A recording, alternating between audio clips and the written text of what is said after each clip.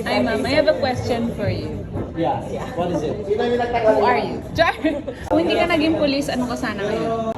Ano, makapal yung mukha pero totoo, legit. Gusto ko maging artista noon. Bago masilang si Melay, bago si Poki. Legit. Bakit, ma'am?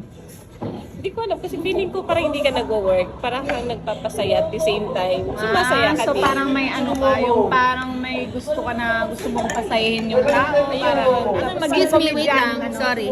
Comedian artist, like something like Parang that. ganun sila Melay. Ganun, kasi pag nagkukwento ako, ganun. Before yun yung hindi pa tayo parents. Kasi syempre nagiging serious na pag nagiging magulang ka na. Serious ka na yan? Ganyan, ganyan. Nakakoot ako eh. So, ba't mo naman naisipan mag-police na? Ayun naman, aside naman siya sa, yun na yung sinasabing na de-develop. Yes. So aside sa passion, gusto ng tatay ko. So aside sa, gusto ko siya ipagpatuloy para sa kanya, napamahal na rin ako sa, parang gusto ko kasi yung hindi masyadong gusto ng ibang babae. Ayaw yung parang, yung parang ganon. Ayaw nila magpagupit. Kasi before, yung criminology, pag nag-crim ka, white cat talaga. So parang ayaw nila. Tapos gusto ko rin yung, dati yun gusto kong patunayan na yung kaya nung lalaki, kaya din yung Oo nga, kasi si ma'am, napapansin ko ma'am, pag umahaba yung hair mo, nagpapagupit ka agad. Yung parang ayaw mo siya umaba. Ayun, siguro gawa din ng sa atin kasi sa police, di ba kailangan clean cut or clean hair, gano'n. So, nagma-migraine din yung ulo ko kapag lagi naka-tali, lalo pagpasa. So, kaya easy to go na lang kapag maiksil. Aside sa bagay sa atin. Yes, oo nga. At saka, true yun. Sa true yun. Ano mo naman kung saan ka ka-assign? Ayan. Shoutout sa Taguig City Police Station.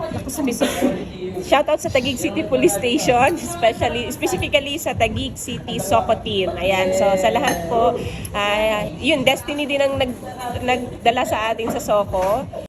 Anong ginagawa niyo ma'am sa Soco team?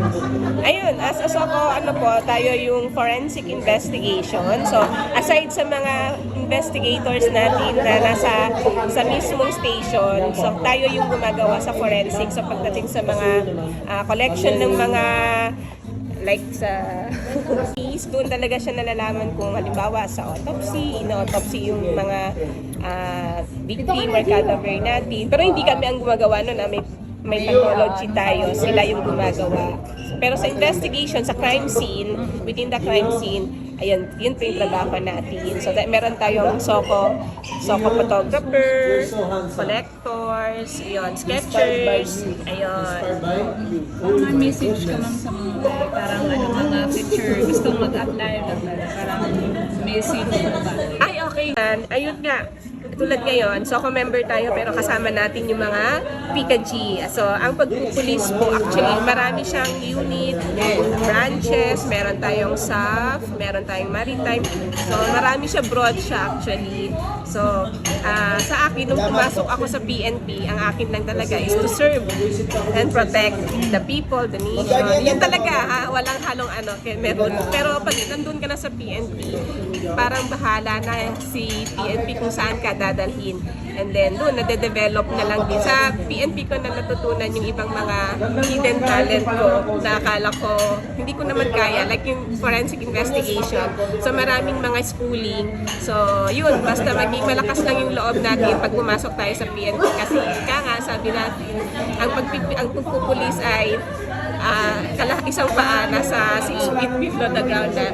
And then the other is talagang hindi siya and high expectation talaga ang community sa atin. So we protect and serve yung lahat. So buo lang yung puso and tiwala lang sa kakayahan. Ayan kasi lately parang mga di ba maraming cases ng abort sa mga nagsusuicide. Ay, yes.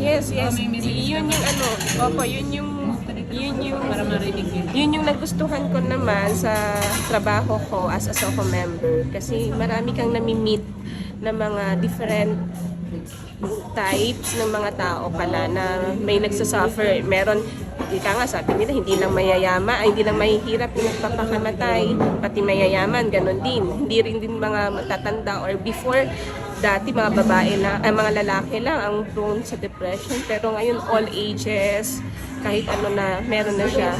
Yes. At prone ngayon po, ang daming nagsisuicide hanging, ang dami po.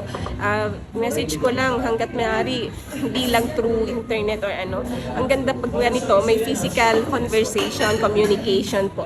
Very, very. Kamustahan. Hindi lang hi, kamusta. Talagang magkaroon. Maglaan po tayo ng oras na makipag-usap sa loved ones natin. Especially sa mga students ngayon kasi siguro under pressure na yung iba. Iba na kasi yung generation natin ngayon. Sobrang ano na siya, masyadong developed na. So, yun, keep in touch po tayo and stay communication po. Yun lang din yun. Ayan. Thank you so much, ma'am. Thank you. Hindi na kami yung sa amin. Thank you, ma'am. Bye-bye. God bless.